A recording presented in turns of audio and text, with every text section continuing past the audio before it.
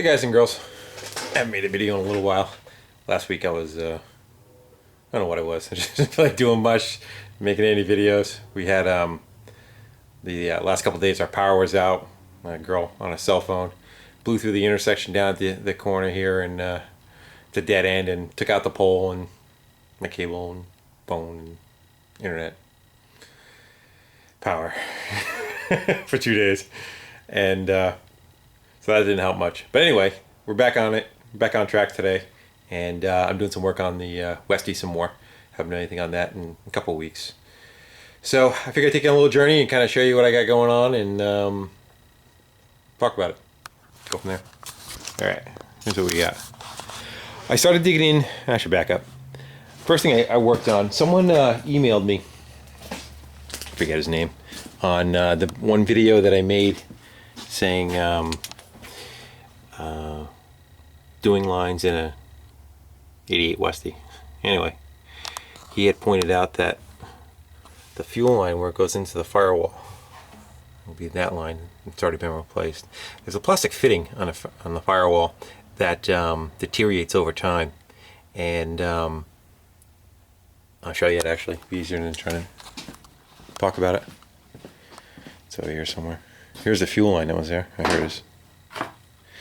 The fuel line had looked before, it looked fine on there, so I didn't bother replacing that. It was still all pliable.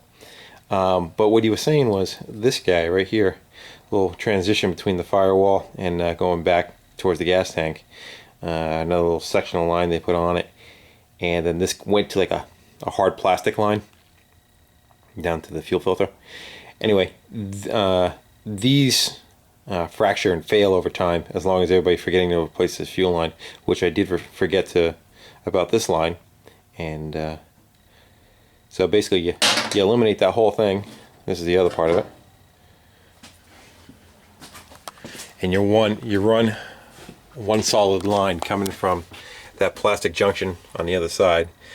That's a piece of rubber tubing that I split to go over the fuel line and protect it from chafing. And then this stuff here is just a jacket that all the fuel lines were in. I just reused that over, and that all runs underneath all there and comes back over to this junction, and so that makes everything new. But I want to say thanks for giving me that tip. I didn't see that. Propane. We're on the gas. I want to go see back up again. When I first got it, I did it like a preliminary of everything, see what did work and what didn't work, and just kind of, plug stuff in and flip switches. And the refrigerator did start getting cold on the AC, but it's also got 12 volts and propane powered. The propane tank was long since dead and depleted and rusty and everything else. So we took that out of there, and I stuffed my took my gas grill tank off and brought that over here. It's the same fitting. The regulator's more ornate. If you look at it, there's more to that regulator than your regular gas grill. And then that splits to two lines, one to the stove, one to the refrigerator. But that fitting right there is just the same as your regular gas tank. So we got that powered up.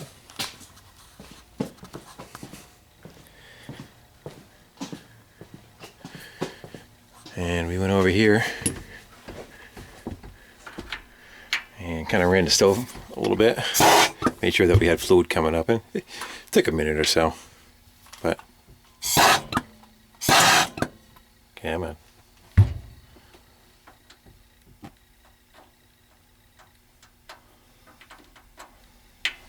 Make me a liar. There you go. So it's kind of weird. They start high and then you turn them down low. Low. The high is right before they're off. So that works. And then I started playing with the refrigerator and educating myself on how to light a gas fridge. And it's all written on the back of the door, where to set all the knobs and switch everything to. But it just wasn't lighting for me. So we took the chimney off the back on the outside there, shot a bunch of air through there, and it's got this little fitting down below down here. And that's kind of like a blowout for that same thing back there too. So that cap kind of fought me coming off. It's like a tire valve. And we got that off of there and shot air through there. I was talking with my buddy John. He was talking me through it. Blew that out, and then finally, after playing with it a couple of times, it did light. And you're not going to be able to see it, but back in that hole back in there, there's a very light blue flame. And that's what you're supposed to be looking for. But this fridge, I guess, has one better on it, is that it's got a dummy light on the control panel, the bottom green one, right there. And that LED lights when the fridge is lit on gas. And she's getting pretty cold. Got ice forming up on the plates there. So I think we're good on that. Yeah, we're plenty cold. So that part's working. This thing has a switch on it to run a water pump. I should put the light on. There we go. This thing has a switch on the back of it, and turn it one direction, it turns the electric pump on. I don't think it does anything else but that. I didn't bother putting any water in the system yet, but I will. But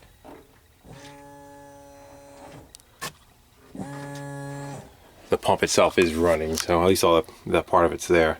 And it's just cold water. There's no water heater or anything involved in this. So it's basically a holding tank, and behind that cabinet, the water pump, and then one hose running up to the sink, and then it just gravity feeds out down to the ground, down through the cabinet.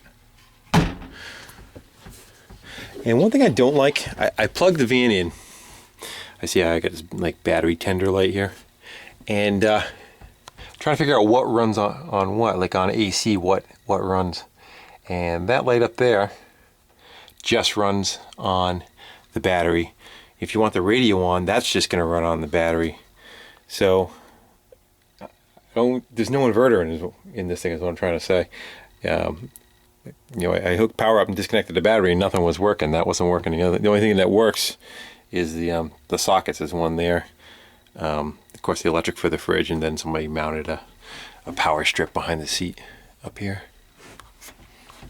So I kind of want to remedy that. If you're stopped and you run into the thing, you can plug it in and it rejuvenates the battery.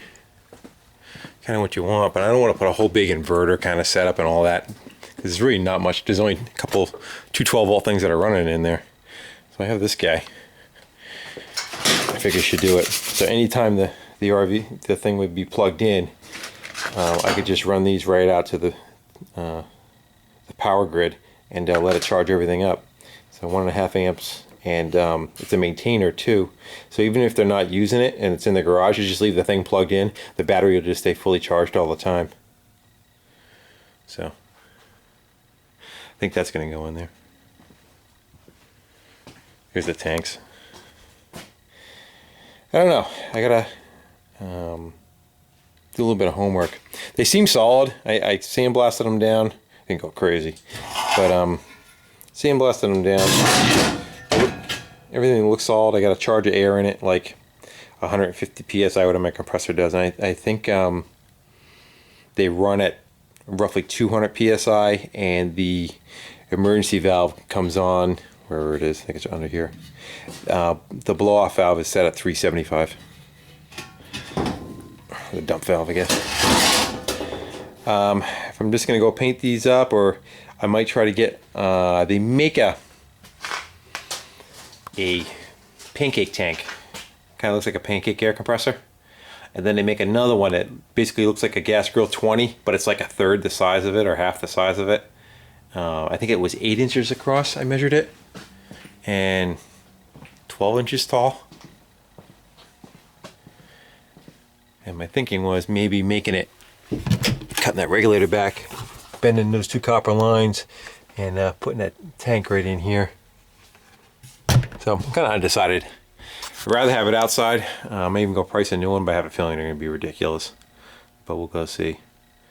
Might just paint them up and put them in there. I also found out that the propane tanks that are in RVs don't fall under the same guidelines. You know how like your gas grill one, it has to have that 12-year. Hold on one second. I gotta shut my. Getting ready to leave. I don't want to leave my heat going for nothing. The 12-year certification on the tanks. That's what I'm talking about. The RVs don't have that. They don't use a. I gotta shut that right off. Ooh. Come on. There you go. RVs don't fall under that same guideline. There's nothing on them. They just pretty much do a visual on it when they go to fill it. If it looks really nasty, they're not going to fill it. But in the other style where they go for get re-inspected every so often, different story. So it's not like I have to have these pass anything, but you know, of course, it has to be safe. So undecided. I'm not quite sure what to do on that. The good part about this is outside. If it does have a blow off, it blows off to the outside, and you gain cabinet space on the inside. The other thing that I like about possibly putting one of these kind of tanks in is that the you can pick the thing up and you can feel how much material is still in it, because that, you know, it doesn't have a gauge on it, so you know what do you got. Whereas these guys, you can reach inside the cabinet and just actually physically pick it up and see what it is. And you know, you could even just maybe even have two of them. You know, you can rotate them in and out. So the only thing that's stopping me is those tanks are like $60, not filled at the local place.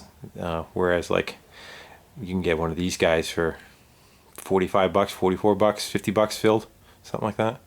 So I don't know. I'll figure that out. Alright guys, thanks for watching. I know it's been a few days since I put anything up. It's it's winter. That's what it is. I did take down yesterday I went out to go start on this thing, but I had a couple chainsaws sitting on the bench, ones that I had, and I kind of serviced them and went through them, got them all ready to go, and then I went out in the backyard and started attacking trees and cut up a bunch of trees, and that pretty much used up yesterday. So here we are. We're finally back in the garage and doing some stuff. And there's a bike brewing in my head. So bad I want to start on it. I want to finish what I already started, but that's gonna be coming in the near future. All right, take care.